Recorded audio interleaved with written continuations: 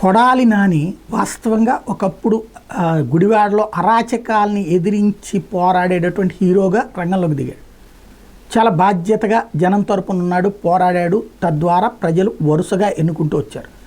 కాంగ్రెస్ అధికారంలో ఉన్న తెలుగుదేశం పార్టీ తరపున గెలుస్తూ వచ్చాడు. రాజశేఖర రెడ్డి లాంటి వాడు కాంగ్రెస్లో ఉండి దెబ్బ కొట్టడానికి ఎత్తుగడలు వేస్తే తట్టుకు నిలబడి గుడివాడలో మున్సిపాలిటీని గెలిపించుకొచ్చినటువంటి వాడు. ఆ విధంగా ప్రజాదరణ పొందాడు. అయితే క్రమంగా రోజు పోయే కొద్దీ ఒక బోరు కొట్టేస్తుందేమో, అనుచరుల మీద ఆధారపడటం, అనుచరులు చేసే దందాల్ని సమర్థించడం లేదా అనుచరులు చేసే దందాన్ని పట్టించుకోకపోవడం జరిగింది. దాంతో అసలు ఈ దఫా నాని ఓడిపోవడానికి ప్రధానమైనటువంటి కారణం ఇష్టం వచ్చినట్టు ఇష్టారాజ్యంగా సివిల్ సెటిల్మెంట్లు చేస్తూ వచ్చినటువంటి కాళీ అనే అనుచరుడు. అక్కడ ఉన్నటువంటి పొలాల దగ్గర నుంచి ఇళ్ల స్థలాల దాకా లాక్కోవడం, వేధించడం, హింసించడం, కేసులు పెట్టించడం, ఇట్లాంటి దుర్మార్గాలన్నీ చేసిన కాళీ. ఆ కాళీని నెత్తిన పెట్టుకున్నటువంటి కొడాలి నాని దారుణమైనటువంటి ఓటమి పాలైనటువంటి పరిస్థితి చూసాం.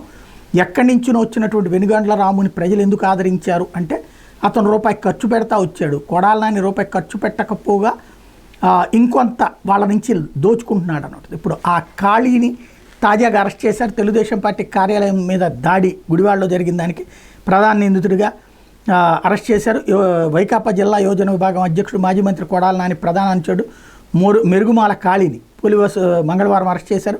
కృష్ణా జిల్లా గుడివాడలో 2022 డిసెంబర్ 25 రాత్రి కాళీ తన అనుచరులతో కలిసి తెలుగుదేశం పార్టీ కార్యాలయం, తెలుగుదేశం పార్టీ నేత రావి పైన పెట్రోల్ ప్యాకెట్లతో దాడి చేయడం. ఆ సంఘటనపై రావి వెంకటేశ్వర ఫిర్యాదు చేసిన నాటి అధికార పార్టీ ప్రోద్బలంతో నిందితులు అరెస్ట్ చేయలేదు. పైగా రావి వర్గీయులు ఇతర తెలుగుదేశం పార్టీ నాయకుల మీదనే ఎదురు కేసులు పెట్టాడు. కూటమి ప్రభుత్వం వచ్చిన తర్వాత సంఘటన వీడియోలని పోలీసులు పరిశీలించి అత్యాయత్నం సెక్షన్లు జోడించారు.